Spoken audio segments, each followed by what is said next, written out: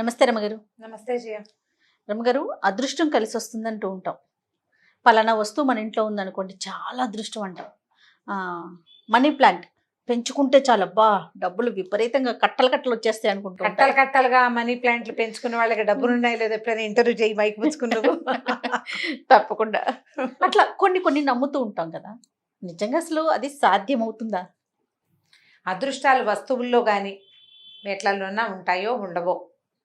ఉండవు, వాటిలో ఏముండదు జయ. నిజంగా అలా ఉండే లెక్కైతే ఇంకా అసలు ఇంకేం పెట్టం, మనీ ప్లాంట్ పెట్టి మనీ వచ్చేస్తే రమ్మగారు, ఇల్లు మొత్తం మనీ ప్లాంట్ కదా. తెలుసా, ఎవరింటికైనా వెళ్ళినప్పుడు వాళ్ళకి చెప్పకుండా రహస్యంగా కోసేసుకోవాలి.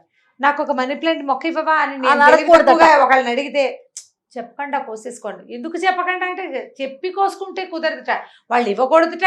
ఏమిటి ఒక మొక్క పచ్చటిది ఇంత కొమ్మ ఇస్తే నెప్పి మనకి ఏం పోతుంది మన దగ్గర? మన డబ్బులు పోతాయా, వాళ్ళకి వెళ్ళిపోతాయా? అంతేనట. నేను విన్నాను. నన్ను అడగకు, నీకు కావాల్సింది కోసుకో అని చెప్పింది మా అక్కయ్య గారు కోడలు కూడా. నువ్వు కామ్గా వెళ్ళేటప్పుడు కోసుకో, నన్ను అడగపోక. ఇంటికి తెచ్చారా? అడగకూడదు, కోసుకోకూడదు. అడగకుండా ఏం కోసుకుంటాను మనిషి. నేను తెచ్చిస్తాను రమ్మగారు మీకు.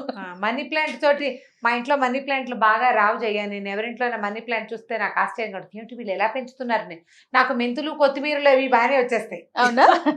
మెంతులు కొత్తిమీర ఇప్పుడు మైక్రో గ్రీన్స్ బాక్సులు నిండా వచ్చాయి. మీరు చెప్పిన తర్వాత అంతకు ముందే నేను మన రైతులు చేశాం కదా, పెట్టాను.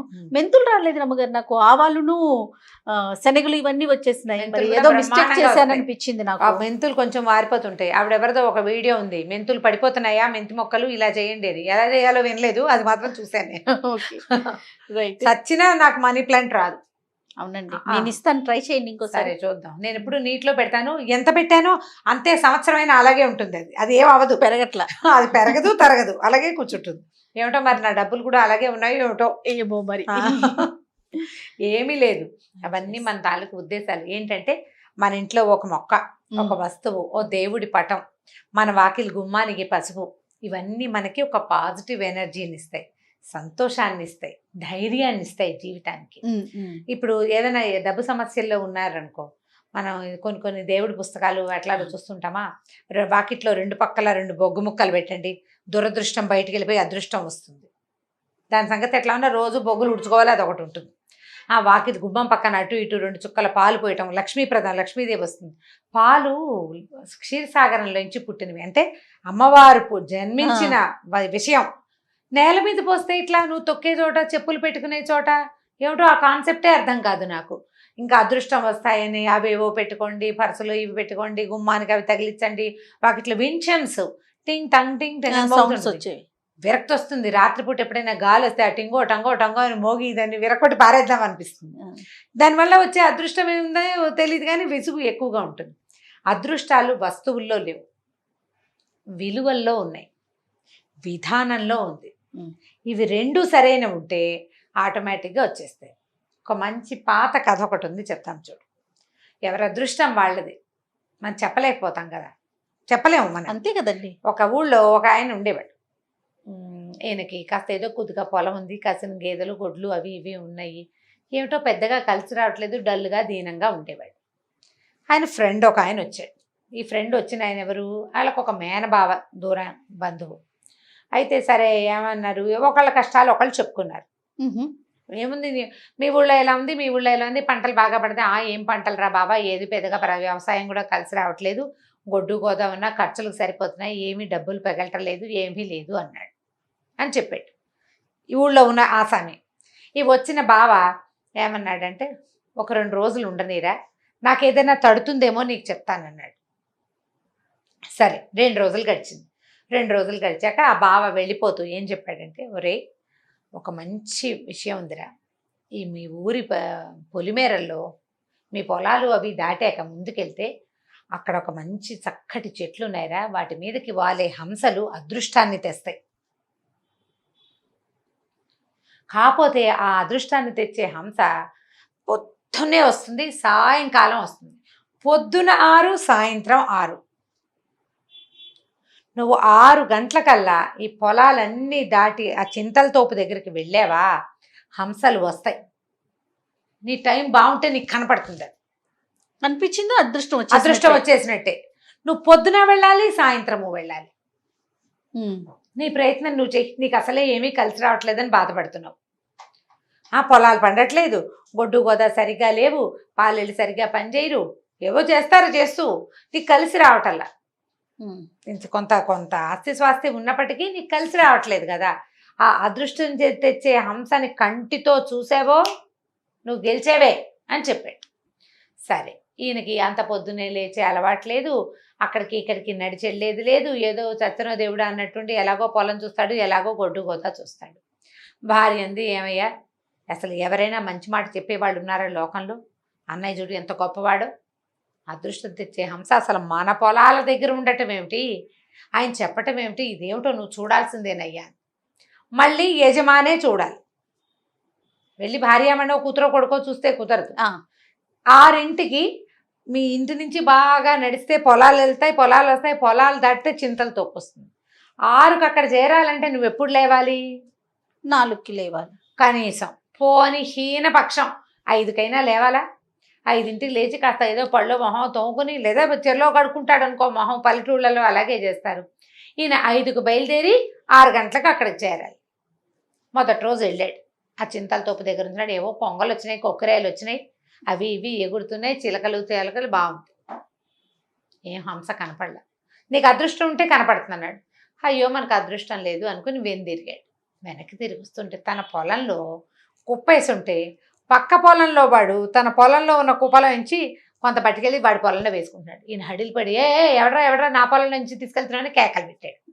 ఆ పక్కింటి ఆయన కంగారు పడి పక్కనున్న పొలం వాడు, అది ఏదేలే బాబు ఫస్ట్ టైం చేశాను అని ఏదో సారీ చెప్పాడు. ఏం పిచ్చి వేషాలు వేస్తున్నావా, ఇట్లా ఎన్నిసార్లు తీసుకెళ్ళావు, అందుకేనేమో మాకు పంట అసలు ఇంటికే చేరట్లేదు అని పోటాడాడు. ఓ 2 చెంపకాయలు కొట్టాడు.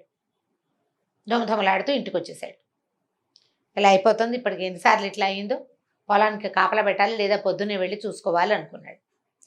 6ంటికి పొలం దగ్గర ఉన్నాడు కదా, 6:30 7:15 కాకుండా ఇంటికి వచ్చాడు. ఇంటికి వస్తే ఈ వాకిట్లో గొడ్లు ఉన్నాయి కదా, ఈ పాలు తీస్తున్న పాలేరు పెళ్ళాం వచ్చి గోడ పక్కన నుంచింది. వీడు 2 సేర్ల చెంబు చల్లగా అటు అందించేస్తున్నాడు. ఎవరికి రా పాలు అని అడిగాడు. వాడు తత్త మమ్మ అన్నాడు. అనేసరికి ఎవరికి పోస్తున్నావురా పాలు, అమ్మగారు లేకుండా పాలు ఎవరికి పోస్తున్నావు, పాలు పోయాలంటే ఇప్పుడు పాలేరు పాలు తీస్తాడు, అమ్మగారు వచ్చి నుంచుంటే ఎవరికైనా పాలు అమ్ముతారు. అమ్మగారు లేదు, ఎవరు లేరు, నువ్వెవరికి ఇస్తున్నావు పాలు? ఈ గట్టిగా మాట్లాడేసరికల్లా ఇంట్లో నుంచి భార్య బయటకు వచ్చింది, గోడ పక్క నుంచి పాలేరు పెళ్ళాం కనపడింది. అంటే వీడు రోజు 2 సేర్లో 3 సేర్లో పెళ్ళాం చేతికిచ్చి బయటికి పంపించేస్తాడు, ఎవరు చూడటం లేదు. ఈయన హంస సంగతి ఎలా ఉన్నా పొద్దున్నే కొత్త సంగతులు తెలిసినాయని ఇంట్లోకి వెళ్ళిపోయాడు. పాలేరు 2 చెంపకాయలు పీకాడు. పో నా పని నుంచి మానేసేయి అని పంపించేశాడు. ఇంకోళ్ళు ఎవరినో ఇంకో పాలేరుతో పాలు తీర్చుకుందాం అనుకున్నారు. సాయంకాలం 6 అయ్యేసరికి మళ్ళీ వెళ్ళాలి. ఆ హంస కనపడద్దు. సాయంత్రం కూడా మళ్ళీ నడిచి వెళ్ళాడు. ఏమీ కనపడలే, హంస లేదు. వస్తుంటే ఊళ్ళో వాళ్ళు వీళ్ళు పెద్దవాళ్ళు కనపడ్డారు. ఏరా అబ్బాయి ఎలా ఉన్నావు, ఈ మధ్య కనపడలేదు అని ఏవో ప్రశ్నించారు. పిచ్చాపాటి 2 మంచి మాటలు మాట్లాడుకున్నారు. పక్కనే రాముల వారి గుడి ఒకటి ఉంది, రారా గుళ్ళోకి వెళ్దాం అని పిలిచారు. కాళ్ళు కడుక్కున్నాడు, గుళ్ళోకి వెళ్ళాడు. ఎప్పుడు వెళ్ళలా, ఫస్ట్ ఆ టైంకి రాడు కదా అతను, బయటికి ఇంట్లో కూర్చుని ఉంటాడు బద్ధకంగా. గుళ్ళోకి వెళ్ళాడు, ఏదో పురాణ కాలక్షేపం చేసి 2 మంచి ముక్కలు విన్నాడు. బాగుంది, మనిషి అన్నవాడు పని చేయాలి, అలాంటివేవో చెప్పుకున్నారు. సరే తీర్థం ప్రసాదం పుచ్చుకున్నాడు, ఇంటికి నడిచి వచ్చాడు. కొంచెం విసుగ్గా ఉంది. ఏమిటి, మన పొలంలో నుంచి పక్కవాడు ఎవడో తీసుకుపోతున్నాడు, ఒకటి పాలేరేమో పాలు పెళ్ళానికి పోసి పంపించేస్తున్నాడు, ఎక్కడికో ఎన్నిసార్లు జరిగిందో. సరే కానీ నడవటం వల్ల ఏదో కొంచెం కాస్త ఇదిగా ఉంది, మంచి నిద్ర పట్టింది. అంతకుముందు అతను చెప్పాడు వాళ్ళ బాబాకి, నాకు రాత్రిళ్ళు నిద్రే పట్టదు, రాత్రంతా మెలకుగానే ఉంటా, తెల్లారుజామున నిద్ర వస్తుంది, పొద్దున్నే లేవలు, నిస్సత్తుగా ఉంటుంది. నీకు రాత్రి పడుకోకుండా తెల్లవారుజామున పడుకుని 11కి 9కి 17కి లేస్తే ఎలా ఉంటుంది, ఏం బాగుంటుంది. 17 కూడా ఉంటాయి, 17కి లేచే వాళ్ళు కూడా ఉన్నారు. నువ్వు 12 నుంచి 5 లెక్కెట్టిపోయే అవతలకి అది 17 అలాంటి వాళ్ళు కూడా ఉన్నారు, పగలల్లా పడుకునే వాళ్ళు. వాళ్ళ ఉద్యోగరీత్యా పాపం ఇప్పుడు తప్పట్లేదు అనుకో జయ, ఒకళ్ళని అనకూడదు కానీ ఇప్పుడు ఉద్యోగాలు అలాగే ఉన్నాయి పాపం. ఉద్యోగరీత్యా అంటే అసలు అది సమస్యే కాదు, దాన్ని మనం మాట్లాడుకోవాల్సిన అవసరమే లేదు. సరే ఇది అయిందా. మర్నాడు లేచాడు. 2వ రోజు 3వ రోజు 4వ రోజు 5వ రోజు రోజు లేవటం మొదలుపెట్టాడు. రాత్రికి పట్టింది నిద్ర, ఏనుగులు వచ్చి తొక్కినా లేవలేదు అతను. 9:30 కల్లా అన్నం తినేసాడు, పడుకుని నిద్రపోయాడు. తెల్లవారి పావుతొక్క వారికి మెలకు వచ్చేసింది. మరి రాత్రి పెందరాళ్ళు పడుకుంటే చచ్చినట్టు రాదు మెలకువ, కాల నిద్ర అంతే. సరిపోయింది కదా నిద్ర. పొద్దున్నే లేచాడు, హంసను చూడ్డానికి పోయాడు. మళ్ళీ వెళ్ళాడు. మరి వెళ్ళాలి కదా. అక్కడి నుంచి రెండో రోజుకి అతనికి ఏం తెలిసిందంటే తన పొలం గట్లు ఇదివరకు నడిచి వెళ్తూ ఉంటే సడన్ గా పక్క వాళ్ళ పొలంలోకి వెళ్ళిపోయిన ఏమిటా అని చూసుకున్నాడు. చూస్తే తన దారిలో తన గట్టు అవతలకి జరిగింది. అంటే తన పొలం చిన్నదైపోయి పక్కవాడి పొలం పెద్దదైపోయింది. ఎలా? నువ్వు చూసుకోవట్లేదు, వాడు జరిపేశాడు. అంతే. అక్కడి నుంచి చర్చలాడుతూ మళ్ళీ ఊళ్ళోకి వెళ్ళి పెద్దవాళ్ళు 2-3 పిలిచి నా పొలం గట్లు జరిపేశారు మా పక్క పొలాల వాళ్ళని, వాళ్ళతో చూసుకుని ఎవరినో పిలిచి వాళ్ళని కొలతలు వేయించి మళ్ళీ పొలం గట్లు సరి చేయించాడు. సాయంకాలం మళ్ళీ వెళ్ళాడు, గుళ్ళోకి వెళ్ళాడు. పొద్దున వెళ్తున్నాడు, సాయంత్రం వెళ్తున్నాడు, పొద్దున వెళ్తున్నాడు, సాయంత్రం వెళ్తున్నాడు. ఈ పొద్దుటి పూట వెళ్ళటంతో ఏమైంది, పొలంలో పాలేళ్ళు కూలీలు తొందరగా రావటం లేదు. 9 అయినా ఎవరు పనిలోకి దిగరు. 9 పనిలోకి దిగి సాయంత్రం 5 దాకా చేయాల్సిన వాళ్ళు 11కి దిగుతారు, 3కి లేచేస్తారు. కూలీ ఏమో రోజు కూలీ ముట్టిపోతుంది. వాళ్ళు చేయాల్సిన 3 రోజులు చేయాల్సిన పని 7 రోజుల కూలీలు ముడితే గానీ పని అవ్వదు. అవన్నీ సెట్ అయినాయి, ఒకటి చొప్పున. ఎందుకు? పొద్దున్నే లేచి ఈ హంసని, అదృష్టపు హంసని వెతకడం కోసం తిరిగి క్రమంగా ఏం తెలుసుకున్నాడంటే ఇతను తన అలసత్వము, లక్ష్యం లేని తన మనస్తత్వము వల్లే తనకు సమస్యలు ఉన్నాయని అనిపించింది. ఒక నెలన్నర గడిచింది. 1 నెల రోజులు గడిచాక ఈ గేదెల దగ్గర కూడా ఇంకేముంది, పొద్దున్నే పని అయిపోతుంది, నడిచి వచ్చేస్తున్నాడు. పాలేరు రాకపోతే నేనే తీసుకుంటా పాలు, పాలేరుకి ఇచ్చే జీతం కట్టు, అది మిగిలిపోతుంది. ఆయనే పాలు తీసుకుని అమ్ముకోవటం మొదలుపెట్టాడు. గేదెల్ని చక్కగా యజమానే చూసుకునేసరికల్లా వాటికి తిండి తిప్పలు బాగా అంది, బోల్డ్ పాలు ఇబ్బడి ముబ్బడిగా పాలు ఇస్తున్నాయి, డబ్బు కనపడుతోంది. ఒక 1 నెల రోజులు గడిచిన తర్వాత ఆ బావగారు ఊరు నుంచి వచ్చారు. ఏమయ్యా బాబా, ఏదో అదృష్టం తెచ్చే హంస అన్నావు, హంస కనపడలేదు బావా, దానికి ఏదైనా ప్రత్యేకమైన మంత్రం ఉందేమో, ఆ మంత్రం ఏమిటో చెప్పు, లేదా ఎవరైనా గురువుగారి దగ్గర ఉంటే కనుక్కుందాం అన్నాడు. అనేసరికల్లా ఆయన అన్నాడు, ఏం కావాలి నీకు మంత్రానికి? నీ మొహం చూసుకో అద్దంలో. 1 నెల క్రితం నువ్వు ఎలా ఉండేవాడు, జిడ్డు ఓడుతూ నిద్ర మొహంతో ఉండేవాడు. ఇప్పుడు చూడు, ఈ 1 నెల రోజులు 2 పూట్ల చేసిన నడక ఫలితం నీకు ఆరోగ్యం బాగుపడింది, నీ నిద్ర వేళలు సరిపోయినాయి, నీ పొలం గట్లు సరైనవి, నీ పొలంలో నుంచి పక్క పొలంలోకి నడిచి వెళ్ళిపోతున్న పనులన్నిటినీ వెనక్కి తెచ్చుకున్నావు, పాడి బాగుంది, పాలేరు ఖర్చు తగ్గిపోయింది, చక్కగా దేవాలయానికి వెళ్తున్నావు, సహాయిగా నిద్రపడుతుంది, పొద్దున్నే లేస్తున్నావు, ఆరోగ్యం బాగుపడింది. ఇదేనయ్యా నీ అదృష్టం తెచ్చే హంస. అదృష్టం వెనకాల పాకులాడద్దు, నువ్వు చేయవలసిన పనిని సజావుగా చెయ్యి. నీదొక ఉద్యోగం, నువ్వు 9 గంటలకల్లా అక్కడ చేరాలి. 9కి చేరాలంటే 9కి బయలుదేరకూడదు, 8కి బయలుదేరాలి. 8కి బయలుదేరాలంటే 6కి ముందు లేచి నీ వ్యవహారం అంతా చేసుకుని నువ్వు వెళ్ళడానికి సరిపడా ఏర్పరచుకుంటే అప్పుడు 9కి జాబ్ అయితే 8:45 నువ్వు నిద్రలేస్తే నువ్వు ఉదయకాలం పనులు ఎలా అవుతాయి? కనీసం బాత్రూమ్కి వెళ్ళే పని కూడా అవ్వదు కదా. అంతేగా. ఒక పని చేయాలంటే దానికి అదృష్టం కాదు నీకు కావాల్సింది, దాని మీద ఫోకస్. నీకు వ్యవసాయం కానీ పాడి పంటలు కానీ పాడి కానీ ఎందుకు కలిసి రాలేదంటే నువ్వు దిగి పని చేయకపోవటం వల్ల. నీ అదృష్టం తెచ్చే హంస నీ నడకే. హంసలు ఏమి ఉండవు, హంసలు ఎక్కడి నుంచి వస్తాయి? ఈ పచ్చిగాల్లో పొద్దుటిపూట శుభ్రంగా నడవటం వల్ల ఆరోగ్యానికి ఆరోగ్యం, ఐశ్వర్యానికి ఐశ్వర్యం.